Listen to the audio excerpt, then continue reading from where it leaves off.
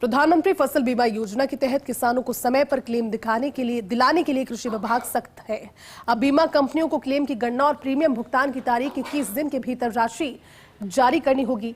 देरी होने पर 12% वार्षिक ब्याज भी देना पड़ेगा। रिपोर्ट देखिए।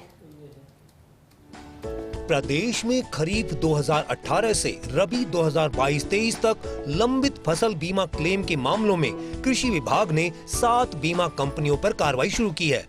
करीब 90 करोड़ रुपए के लंबित क्लेम पर कंपनियों को नोटिस जारी किए गए हैं और ब्याज सहित भुगतान के निर्देश दिए गए हैं। कृषि आयुक्त नरेश कुमार गोयल ने बीमा कंपनियों को साफ तौर पर लिखा कि लंबित भुगतान प्रकरणों में जिला कलेक्टर और विभाग की ओर से बार बार अनुरोध और निर्देशित करने के बाद भी बीमा कंपनियां पात्र किसानों की लिस्ट जारी नहीं कर रही और लाभ नहीं दिया जा रहा है।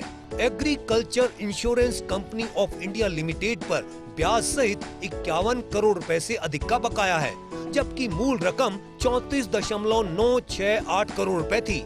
Bajaj Allianz general insurance company limited पर ब्याज सहित 1.87 करोड़ रुपए से अधिक का बकाया है, जबकि मूल रकम 1.392 करोड़ रुपए थी।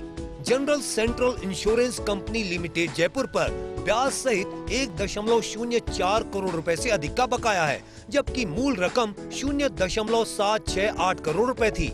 HDFC agro general insurance company limited पर ब्याज सहित 5.53 करोड़ रुपए से अधिक का बकाया है, जबकि मूल रकम 3.801 करोड़ रुपए थी। IndusInd Reliance general insurance company limited पर ब्याज सहित 3.70 करोड़ रुपए से अधिक का बकाया है, जबकि मूल रकम 2.584 करोड़ रुपए थी। SBI general insurance company limited पर ब्याज सहित 52.79 करोड़ रुपए से अधिक का बकाया है, जबकि मूल रकम 39.047 करोड़ रुपए थी।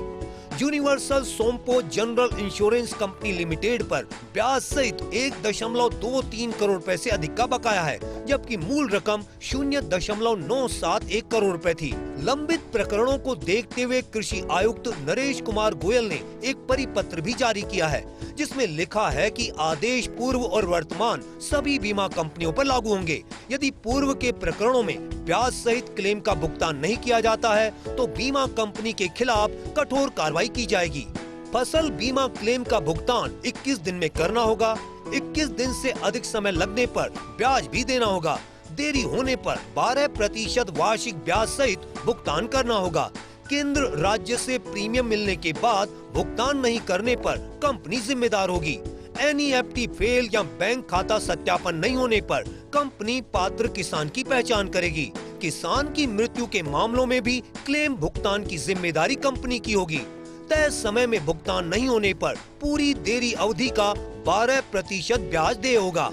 अभी तक बीमा कंपनियां RTGS फेल, eKYC और बैंक खाते की त्रुटियों जैसे कारण बताकर भुगतान में देरी करती थी, लेकिन नए परिपत्र में पूरी जिम्मेदारी कंपनियों पर डाली गई है। कृषि आयुक्त सप्ताह में 2 दिन इंश्योरेंस कंपनियों से भुगतान संबंधी मीटिंग भी कर रहे हैं। कुल मिलाकर सरकार का लक्ष्य किसानों को समय पर फसल बीमा क्लेम दिलाना है।